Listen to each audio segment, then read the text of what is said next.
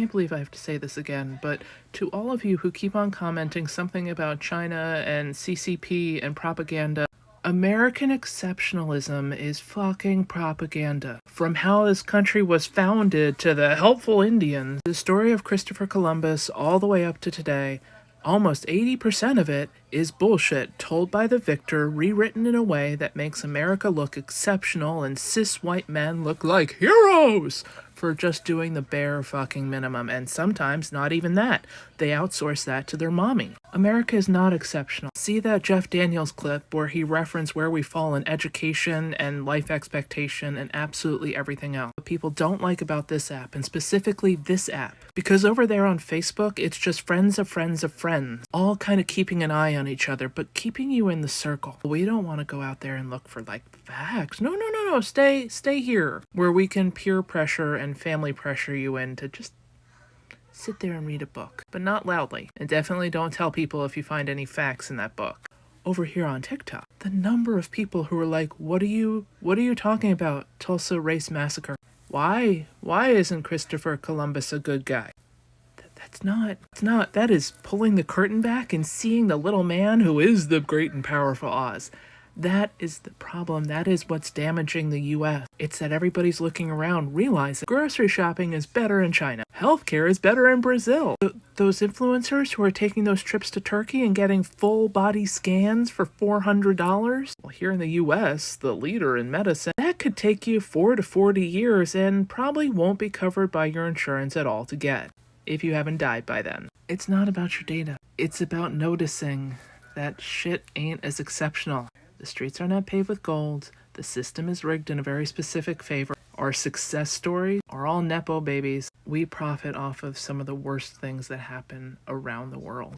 But that's over there. America is a bubble. We are raised like veal. You could almost say like those little pods in Matrix. TikTok was just supposed to be about dancing. Some stupid kid getting likes for, how low they can drop their pants without it being obscene. And somehow or another, the algorithm was so good. It connected like-minded people. It made lonely people not feel alone. Not judgment from family members and 16th cousins 17 times removed. Total strangers who were just like you and were equally as curious as you.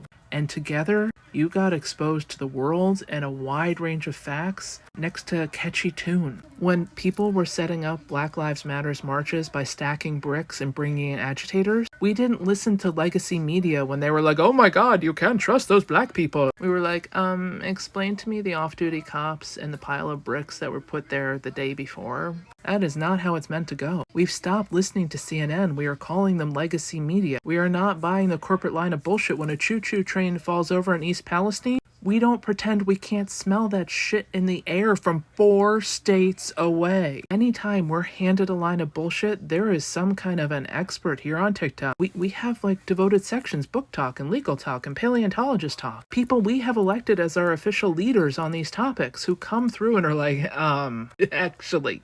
We weren't meant to see the truth in quite this way. Their hope is if they get rid of it, and they get us a little distracted, and they throw in the chaos of Trump for 4 years, we'll just get beaten down so badly. We won't stay curious, we won't stay interested, we won't stay connected.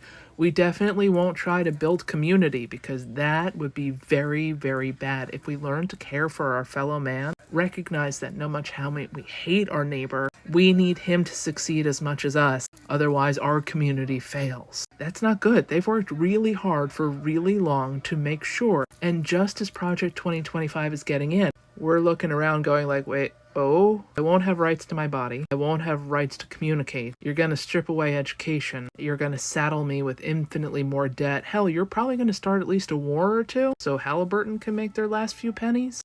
How about no? The most dangerous thing for them is us using our brains, questioning everything we've ever been told, and looking at it through a lens of, is it? This is the modern day equivalent of burning books. The rate at which they cannot control us learning, growing, changing our opinion, it's not by accident that when we talk to people not on TikTok, it feels like they're speaking another language. I had a conversation today about Red Note. 3 of the 4 people had no idea what was going on with that. They're just coming around to the idea of Blue Sky.